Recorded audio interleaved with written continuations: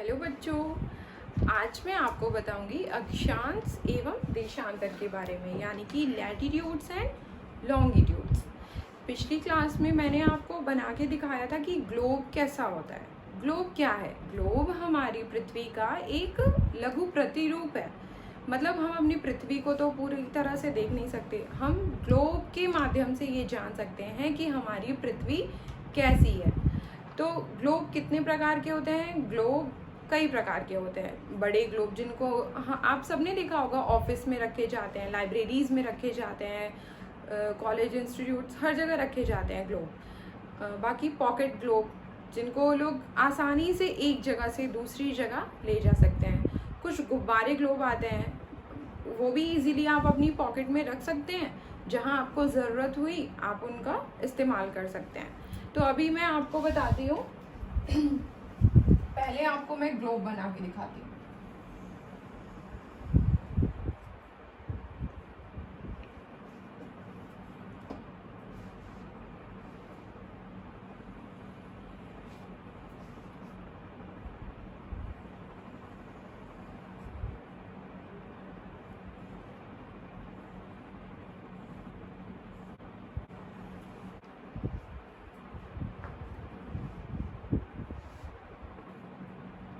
से है हमारी पृथ्वी, तो हम ये ग्लोब के माध्यम से अपनी पृथ्वी के बारे में जानते हैं। बच्चों, हम अब ये देखते हैं कि ये जो ग्लोब है, इसमें ये जो दो सुइयों के माध्यम से टिका हुआ है, जैसे कि ये जो इसकी सुइयां हैं, इससे हम चाहे तो ग्लोब को इस तरह से घुमा घुमा के आगे के चीज़ों को, आगे के देशों को, महाद्वीपों के बारे में जान सकते हैं। तो हम इससे क्या बोलते हैं? हम इस सुई को अक्ष कहते हैं। मतलब ये एक काल्पनिक रेखा होती है, या हम कह लें कि एक काल्पनिक बिंदु है जिसपे कि हमारी पृथ्वी घूर्णन करती है, कुछ इस तरह से। तो हम देखते हैं कि ग्लोब पे वे दो बिंदु जिनसे होकर ये सुई गुजरती है, उन्हें हम क्या कहते हैं? उत्तरी एवं दक्षिणी ध्रुव। यानी कि ये है हमारा उत्तरी ध्रुव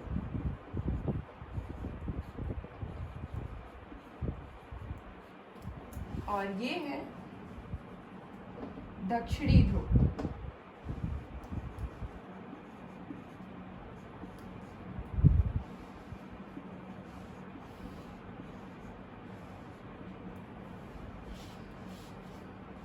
अब आगे हम जानते हैं कि अक्षांश और देशांतर क्या होते हैं। तो ये जो हमारी पृथ्वी है, इस तरह से ये एक हमने काल्पनिक रेखा मानी है, या काल्पनिक बिंदु। इस तरह से ये एक हमने काल्पनिक अक्ष माना है, ये काल्पनिक बिंदु माना है या रेखा मानी है, जिसपे हमारी पृथ्वी रोटेट कर रही है। उसी तरह से हम एक काल्पनिक रेखा मानते हैं जो कि हमारी पृथ्वी को दो बराबर भागों में विभाजित करती है।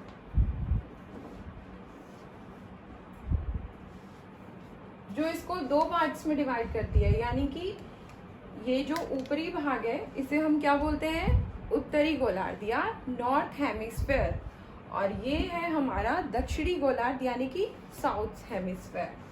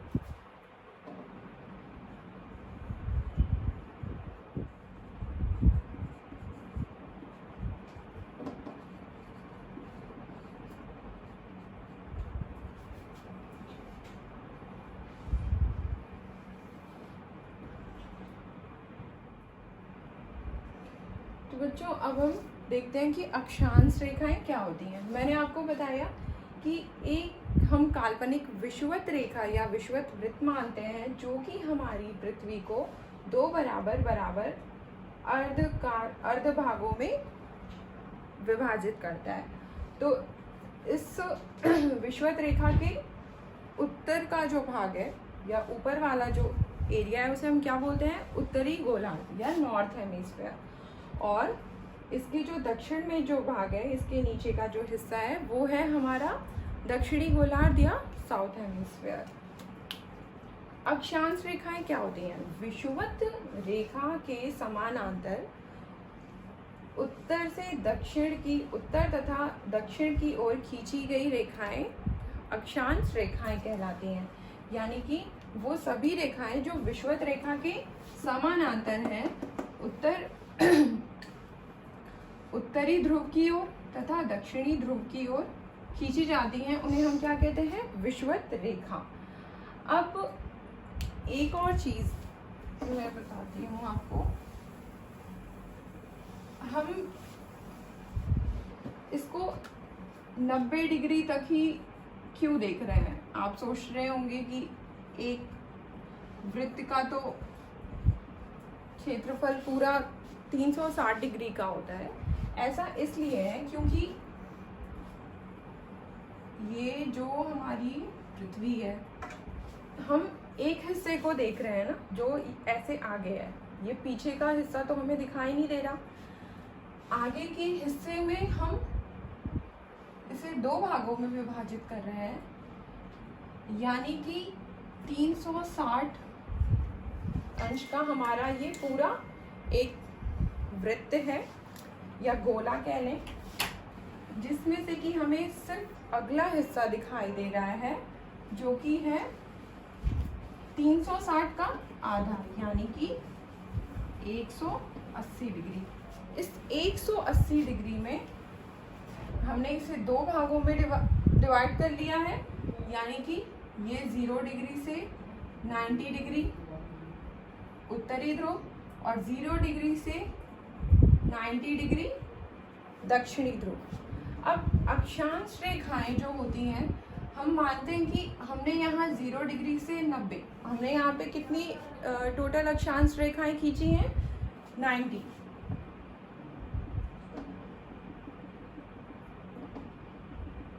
इस तरह से हम यहाँ पे 90 हमारी टोटल लाइन है। लेकिन क्या ये बताइए कि जो ये ध्रुव है, क्या ध्रुव पे हम कोई रेखा खींच सकते हैं? नहीं। अगर हम 90 रेखाएं यहाँ खींचते हैं और 90 रेखाएं यहाँ खींचते हैं, तो ये तो हमारी टोटल हो जाती है 180 रेखाएं, 180। और एक ये हमारा विषुवत वृत्त, यानी कि टोटल ये हमारा हो जाता है 181। लेकिन ऐसा नहीं होता है, क्योंकि जो ये हमारा ध्रुव है, ये यहाँ पे सिर्फ एक बिंदु होता है। इसलिए जो 90 डिग्री उत्तरी अक्षांश और जो 90 डिग्री दक्षिणी अक्षांश है, वो सिर्फ और सिर्फ एक बिंदु मात्र है। तो यहाँ की जो कुल अक्षांश रेखाएं होती हैं वो होती हैं 89 दक्षिणी गोलार्ध में, और 89 ही होंगी हमारे उत्तरी गोलार्ध में। फिर और एक हमारी हो जाती है विषुवत रेखा। तो ये टोटल हमारी हो जाती हैं 179, यानी कि 179 अक्षांश रेखाएं हम हमारी पृथ्वी पे खींचते हैं। यानी कि टोटल हम अक्षांश रेखाओं की संख्या कितनी है? 179।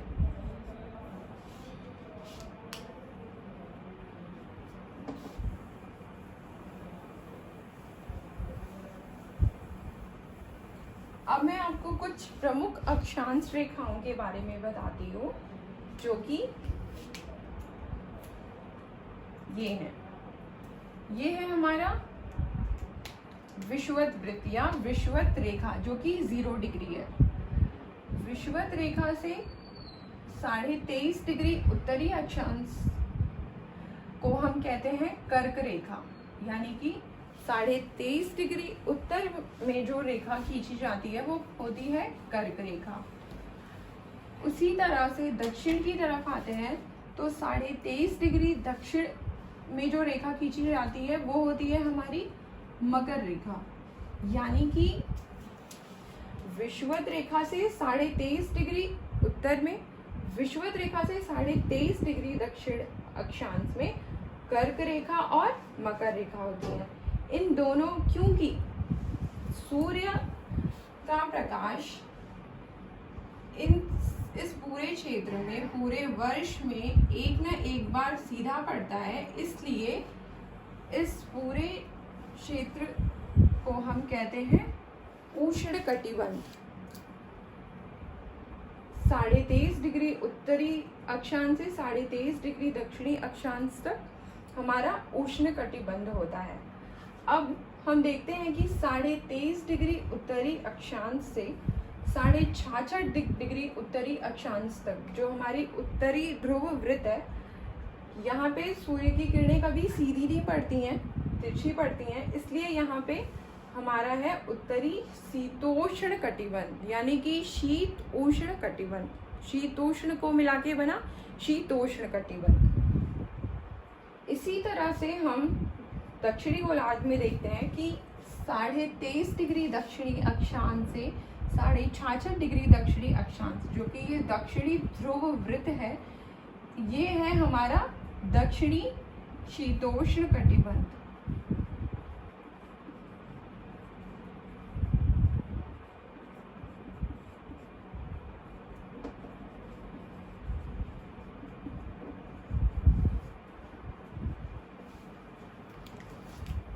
और 66.5 डिग्री उत्तरी अक्षांश से 90 डिग्री उत्तरी जो हमारा ध्रुव बिंदु है वो है हमारा शीत कटिबंध, उत्तरी शीत कटिबंध। इसी तरह से हम दक्षिणी गोलार्ध में भी देखते हैं कि 66.5 डिग्री दक्षिणी अक्षांश से 90 डिग्री दक्षिणी ध्रुव या बिंदु तक कह लें, ये है हमारा दक्षिणी शीत कटिबंध। तो ये है हमारी कुछ प्रमुख अक्षांश रेखाएं जिनसे हम हमारी पृथ्वी के ताप कटिबंधों का भी निर्धारण करते हैं। अब हमारा अगला टॉपिक है देशांतर, यानी कि लॉन्गिट्यूड्स। लॉन्गिट्यूड्स क्या होते हैं? हमें किसी भी जगह की सही लोकेशन जानने के लिए ये तो पता करना होता है ना कि मतलब उसका विस्तार कहाँ से कहाँ तक है। तो ये हम कैसे पता करते हैं? एक मैप पे या एटलस में कैसे पता चलता है? ये हमें पता चलता है उसके अक्षांश और उसके देशांतर से। यानी कि जैसे हम देखते हैं प्रशांत महासागर में स्थित टोंगा द्वीप, जो टोंगा द्वीप है, और हिंद महासागर में स्थित मॉरिशस द्वीप, इनकी अक्षांशीय, अगर आप इनका अक्षांशीय विस्तार देखें तो ये दोनों ही 20 डिग्री दक्षिणी अक्षांश पे स्थित हैं। लेकिन ऐसा नहीं है कि ये बिल्कुल एक जगह है। तो ये कितना पूर्व और कितना पश्चिम में है, हमें ये जानने के लिए जिन रेखाओं की सहायता, जो अन्य रेखाओं की सहायता लेनी पड़ती है, उन्हें हम कहते हैं देशांतरीय याम्योत्तर। यानी कि पृथ्वी पर, हमारी पृथ्वी पर वो काल्पनिक रेखाएं जो उत्तरी ध्रुव से दक्षिणी ध्रुव को मिलाती हुई खींची जाती हैं, उन्हें हम कहते हैं देशांतर। यानी कि देशांतर वो काल्पनिक रेखाएं हैं जो हमारे पृथ्वी को और दो भागों में विभाजित करती हैं। जैसे हमने देखा था कि अक्षांश रेखाएं वो हैं जो हमारी पृथ्वी को उत्तरी गोलार्ध और दक्षिणी गोलार्ध में विभाजित करती हैं। लेकिन क्योंकि ये देशांतरीय रेखाएं उत्तरी ध्रुव से दक्षिणी ध्रुव तक खींची जाती हैं, इसलिए ये हमारी पृथ्वी को दो भागों में विभाजित करती हैं, यानी कि पूर्वी गोलार्ध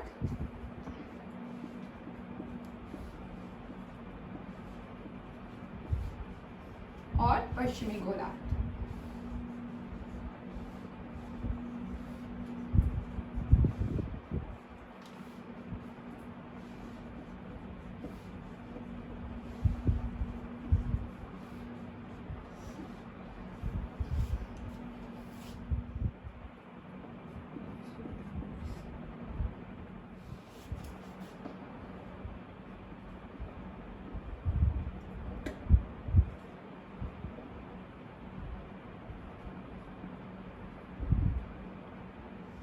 जैसा कि मैंने अभी बताया ना आप लोगों को कि देशांतर क्या होते हैं। देशांतर वो काल्पनिक रेखाएं हैं जो हमारी पृथ्वी पर उत्तरी ध्रुव से दक्षिणी ध्रुव की तरफ खींची जाती हैं। ये देशांतर रेखाओं की जो दूरी है ये हमारे विषुवत वृत्त पे सर्वाधिक होती है, और जैसे जैसे ये देशांतर रेखाएं हम ऊपर की तरफ के बढ़ती जाते हैं इनकी दूरी कम होती जाती है, और ये ध्रुवों पे जाके उत्तरी और दक्षिणी ध्रुव दोनों पे जाके ये आपस में क्या होती हैं, मिल जाती हैं। तो ये है कि हम देखते हैं कि ये जो दो देशांतर के बीच की दूरी है ये लगभग 111.32 किलोमीटर है।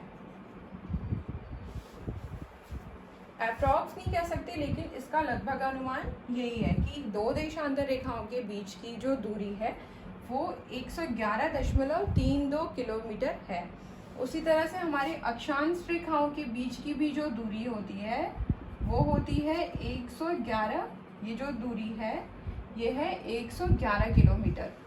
यानी कि एक तरह से देखा जाए तो जो अक्षांश रेखाओं के बीच की दूरी है और जो देशांतर रेखाओं के बीच की दूरी है उसमें बहुत ज़्यादा डिफरेंस नहीं है, बस 0.32 किलोमीटर का डिफरेंस है।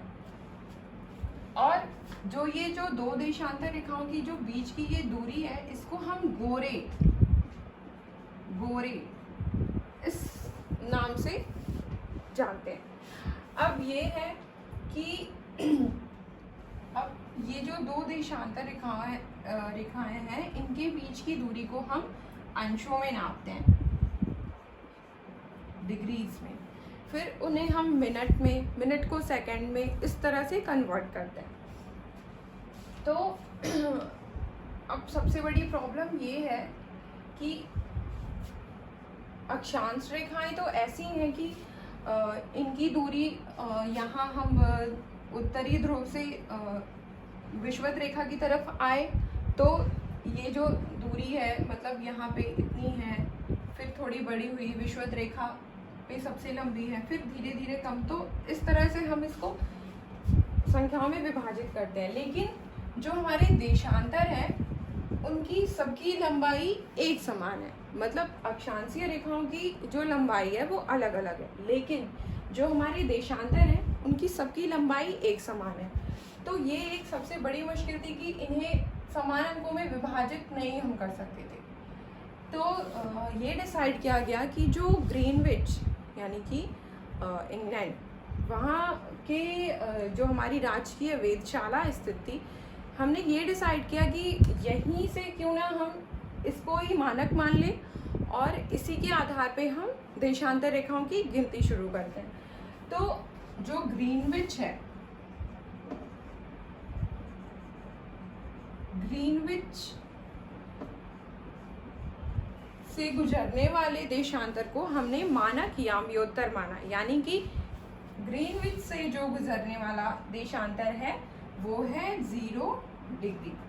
अब ये 0 डिग्री देशांतर ये और ये 180 डिग्री देशांतर, ये दोनों मिलके, ये दोनों याम्योत्तर मिलके हमारी पृथ्वी को दो बराबर भागों में विभाजित करते हैं। अब देखिए ये जो 0 डिग्री देशांतर है वो तो हमारी पृथ्वी के इस आगे हिस्से की तरफ से है, जिस तरह से सपोज दैट कि कुछ यूं, वैसे तो ये एक सिलेंडर का शेप है, but suppose that this is a circle. जैसे हम ये देख रहे हैं, हम ये वाला पोर्शन देख रहे हैं, राइट?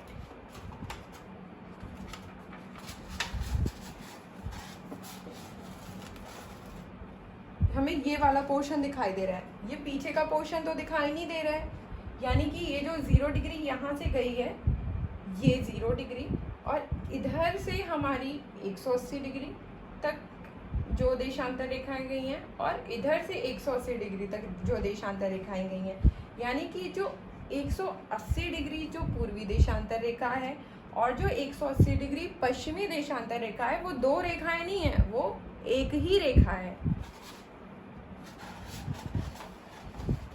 क्योंकि हमें पिछला हिस्सा तो इसका दिखाई नहीं देता, तो ये दोनों रेखाएं मिलकर, ये यहाँ की 0 डिग्री और ये 180 डिग्री, ये दोनों मिलके हमारी पृथ्वी को दो गोलार्धों में डिवाइड कर रही हैं। ये पूर्वी गोलार्ध और ये पश्चिमी गोलार्ध। अब ये तो मैंने आपको बताया कि देशांतर। अब हमें अगर किसी स्थान की जानकारी प्राप्त करनी है कि मतलब इस एरिया की सही लोकेशन क्या है, मतलब उसका वो कहाँ से कहाँ तक उसका विस्तार है, तो हम इसका, ये जो मैंने यहाँ पे इमेज ड्रॉ की है, हम इसका यूज करते हैं। जैसे इसको हम क्या बोलते हैं, ग्रिड बोलते हैं, अक्षांश।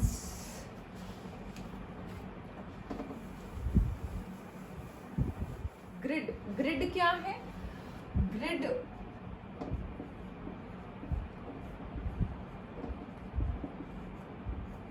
होता है अक्षांशीय एवं देशांतरीय रेखाओं का जो जाल होता है, उसे हम क्या बोलते हैं, ग्रिड बोलते हैं। अक्षांशीय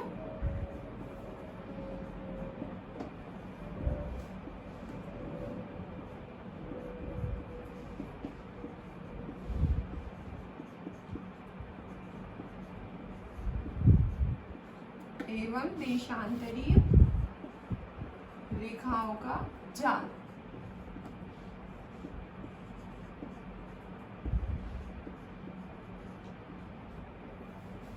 ये क्या है, हमारा ग्रिड है।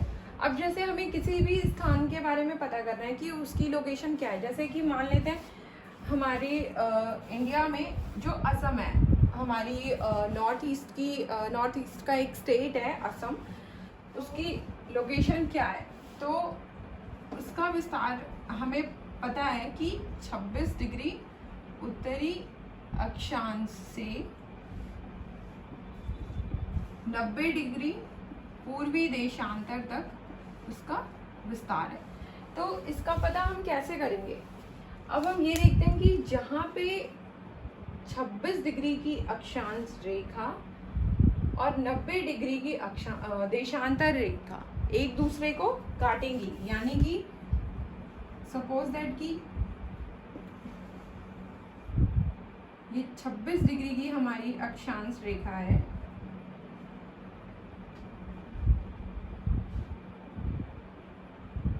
और ये 90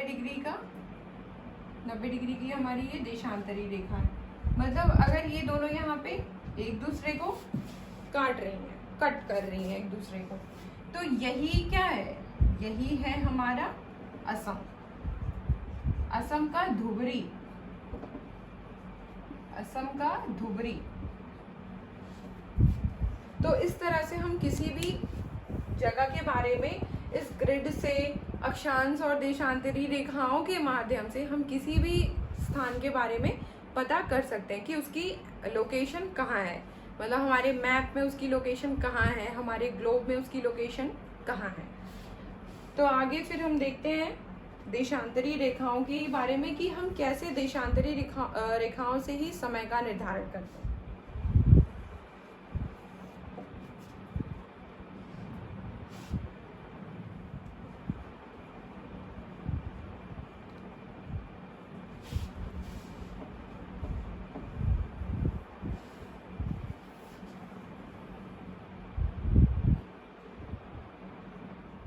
अब हम देखते हैं कि जैसे मैंने आपको बताया कि ये 0 डिग्री देशांतर रेखा और ये 180 डिग्री देशांतर रेखा, ये दोनों मिलके हमारी पृथ्वी को दो भागों में डिवाइड करती हैं, यानी कि पूर्वी गोलार्ध और पश्चिमी गोलार्ध। अब है कि हम समय का निर्धारण देशांतर रेखाओं से कैसे करते हैं। बच्चों देखो, देशांतर रेखाओं से हम समय का निर्धारण करते हैं, लेकिन और भी तो हमारे पास साधन है समय का निर्धारण करने के लिए, जैसे कि सूर्य, चंद्रमा। जैसे दोपहर में हमारी परछाई जो होती है, क्योंकि वो सूर्य हमारी बिल्कुल सीध में होता है, इसलिए हमारी परछाई दोपहर के समय बहुत छोटी होती है, जिससे पता चलता है कि ये दोपहर का समय है। जबकि सूर्यास्त के समय वही परछाई बहुत बड़ी बनती है, क्योंकि सूर्य की जो किरणें हैं वो तिरछी पड़ती हैं। उसी तरीके से हम देशांतरीय रेखाओं का भी उपयोग समय मापन में ही करते हैं। अब क्योंकि हमारी जो पृथ्वी है वो पश्चिम से पूर्व की तरफ रोटेट करती है, इस वजह से जो भी स्थान जब सूर्य जो है कि एकदम ग्रीनविच रेखा, जो ये 0 डिग्री देशांतर रेखा है, इसके बिल्कुल सीध में होगा, यानी कि जब यहाँ पर दोपहर होगी तो यहाँ इस यामी उत्तर पे जितने भी स्थान है वहाँ पे उस समय क्या होगी, दोपहर होगी। लेकिन जैसे हम इस ग्रीनविच से पूर्व की तरफ जाते हैं तो हमारा समय आगे हो जाता है। ग्रीनविच रेखा से हम पीछे की तरफ आते हैं, ये 0 डिग्री देशांतरी रेखा से पश्चिम की तरफ आते हैं तो हमारा समय जो है वो पीछे हो जाता है। अब हम समय का निर्धारण किस तरह से करते हैं? 24, क्योंकि 1 घंटे में हमारी जो 1 घंटे में पृथ्वी हमारी कितने अंश घूम जाती है, अगर हम देशांतरी रेखाओं के माध्यम से जाने तो 1 घंटे में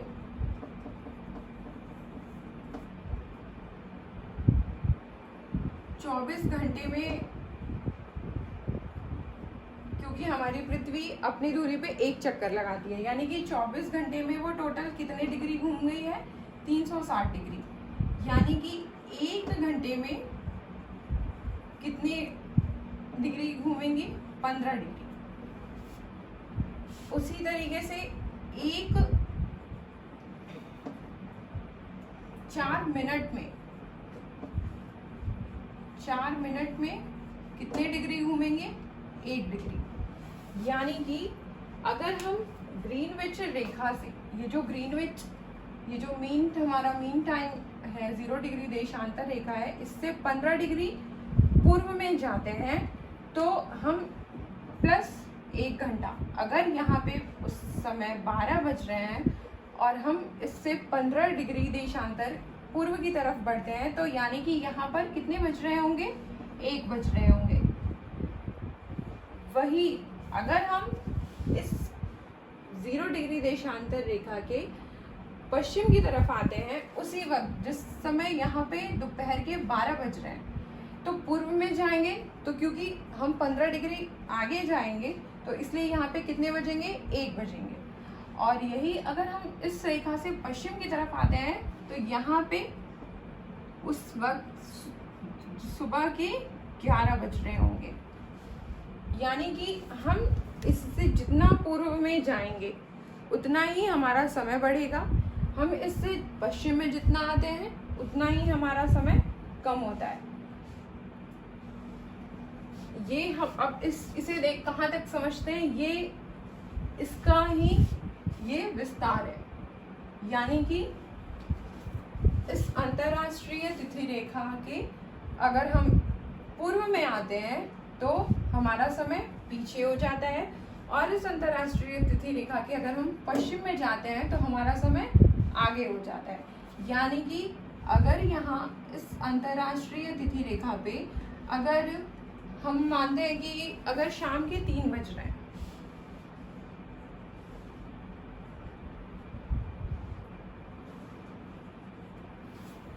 हमने माना कि इस अंतरराष्ट्रीय तिथि रेखा पे शाम के 3 बज रहे हैं।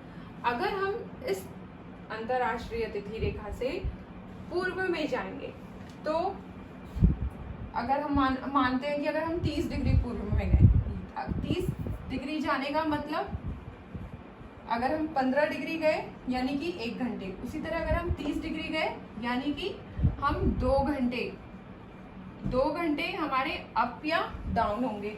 पर क्योंकि हम अंतरराष्ट्रीय तिथि रेखा से पूर्व की तरफ जा रहे हैं तो हमारे 2 घंटे क्या होंगे, 2 घंटे कम होंगे।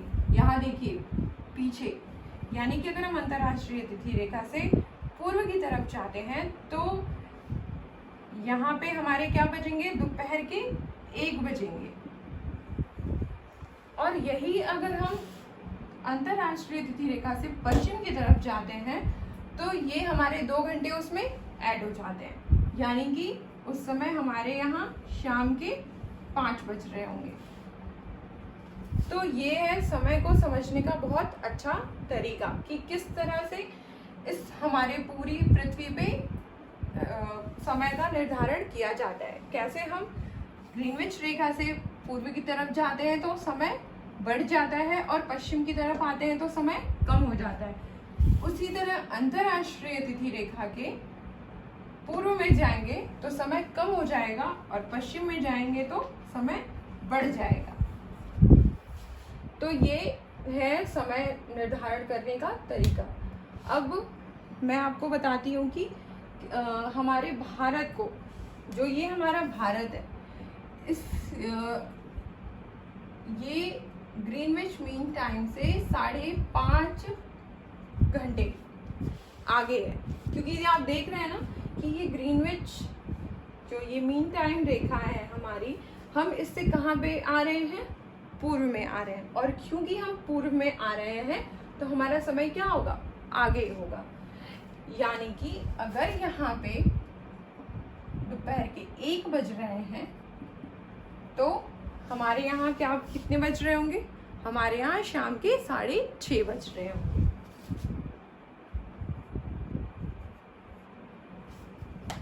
तो इस तरह से समय का निर्धारण किया जाता है। अब क्योंकि भारत के संदर्भ में हम देखते हैं कि भारत का जो देशांतरीय विस्तार है वो 68 डिग्री से 97 डिग्री तक है। अब जो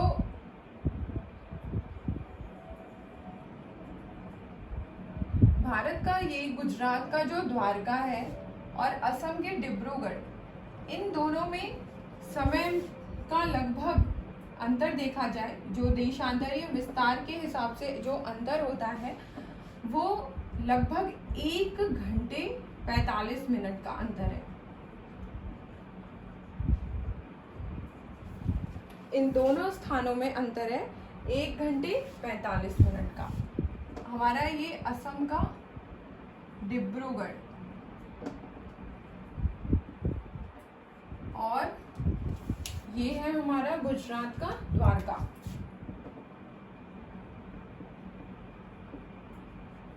इन दोनों जगहों का जो समय का अंतर है वो है लगभग 1 घंटे 45 मिनट।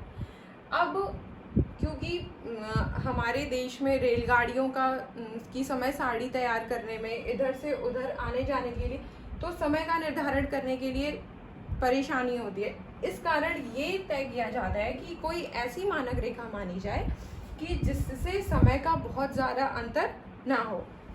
तो इसलिए हम 82.5 डिग्री जो हमारा पूर्वी देशांतर है, यानी कि जो इलाहाबाद की नैनी से होके गुजरता है,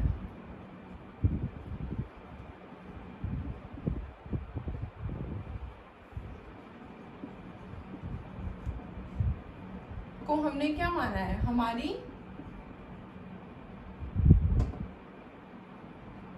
82.5 डिग्री पूर्वी देशांतर रेखा को हमने हमारे भारत देश का मानक समय माना है। इसके आधार पे ही हमारे यहाँ समय का निर्धारण होता है। क्योंकि जो भारत का हमारा देशांतरी विस्तार है वो है 68 डिग्री पूर्वी देशांतर से 97 डिग्री पूर्वी देशांतर तक। क्योंकि मैंने बताया कि जो इनके बीच का जो समय है वो है लगभग 1 घंटे 45 मिनट का। अब हम ये देखते हैं कि अगर हम मानक समय यहाँ मानते हैं तो यहाँ तो बहुत ज़्यादा समय वैरी करेगा। देखिए, क्योंकि हमारी पूरी पृथ्वी को 15-15 डिग्री के मानक समय जोनों में बांटा गया है। ये देखिए, ये है 68 डिग्री पूर्वी। अगर हम देखें कि हमारे भारत का जो टोटल देशांतरीय विस्तार कितना है, तो ये है लगभग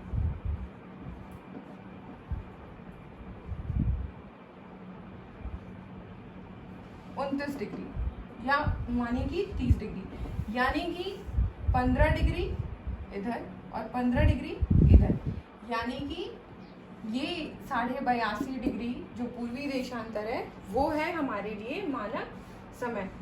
कुछ देशों का देशांतरी विस्तार इतना ज़्यादा होता है कि वहाँ पे कई समय जोन बनाए जाते हैं। जैसे कि हम रशिया को देखते हैं, रूस जो कि क्षेत्रफल की दृष्टि से सबसे बड़ा देश है, वहाँ पे हमने 11 मानक समय माने हैं।